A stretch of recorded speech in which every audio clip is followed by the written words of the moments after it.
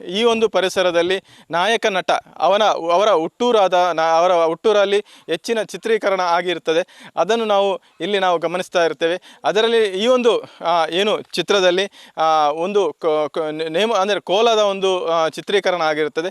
ಆ ಸಂದರ್ಭದಲ್ಲಿ ಸ್ಥಳೀಯರಿಗೆ ಹೆಚ್ಚಿನ ಒಂದು ಅವಕಾಶವನ್ನು ಕೊಟ್ಟಿರ್ತಾರೆ. ಅದರಲ್ಲಿ ಮುಖ್ಯವಾಗಿ ಒಂದು ಜೀಟಿಗೆ ಇಡುವಂಥ ಒಂದು ದೃಶ್ಯದಲ್ಲಿ ಕಾಣಿಸಿಕೊಂಡಂಥ ಯುವಕ ನಮ್ಮೊಟ್ಟಿಗಿದ್ದಾರೆ. ನಿಮಗೆ ಆ ಒಂದು ಚಿತ್ರದಲ್ಲಿ ಯಾವ ಒಂದು ಅಭಿನಯವನ್ನು ಕೊಟ್ಟಿದ್ರು ರಿಷಬ್ ಸರ್ ಅವರು? ರಿಷಬ್ ಸರ್ ಅವರು ಕೋಲದ ಸನ್ನಿವೇಶದಲ್ಲಿ ದೊಂದಿ ಅಂತ ಹೇಳ್ತಾರೆ. ದೊಂದಿ ಅಂತ ಈ ಊರಲ್ಲಿ ಎಲ್ಲ ದೊಂದಿ ಅಂತ ಕರೀತಾರಲ್ಲ, ಕೋಲ ಸನ್ನಿವೇಶದ ಅದರಲ್ಲಿ ಒಂದು ಆ್ಯಕ್ಟಿಂಗ್ ಕೊಟ್ಟಿದ್ದಾರೆ. ನನಗೆ ತುಂಬ ಖುಷಿ ಆಗ್ತಿದೆ ಹೇಳಲಿಕ್ಕೆ.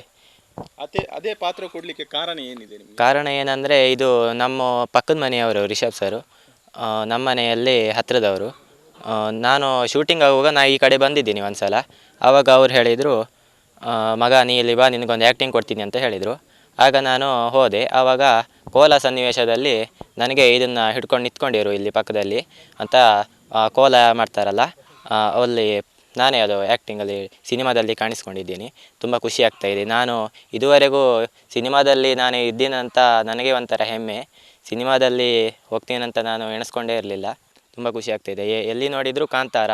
ಮೊದಲೆಲ್ಲ ಫೋನ್ ಮಾಡಿದ್ದಾರ, ನಮ್ಮ ರಿಲೇಷನೆಲ್ಲ ಕಾಲ್ ಮಾಡ್ತಾರಲ್ಲ ನನಗೆ, ಏನು ಮಾಡ್ತಾ ಇದೆಯಾ, ಊಟ ಆಯ್ತಾ ಕೇಳ್ತಾರೆ. ಈಗ ಕಾಂತಾರ ಮೂವಿ ನೋಡಿದ್ಯಾ ಅಂತ ಕೇಳ್ತಾರೆ. ತುಂಬ ಖುಷಿ ಆಗ್ತಾಯಿದೆ ಹೇಳಲಿಕ್ಕೆ. ಎಸ್, ಇದು ಇಲ್ಲಿಯ ಏನು ಜನರ ಮಾತು. ಅಂದರೆ ಈ ಒಂದು ಸಿನಿಮಾದಲ್ಲಿ ಹೆಚ್ಚಿನ ಪಾತ್ರವನ್ನು ಸ್ಥಳೀಯರಿಗೆ ಕೊಟ್ಟಿರ್ತಾರೆ.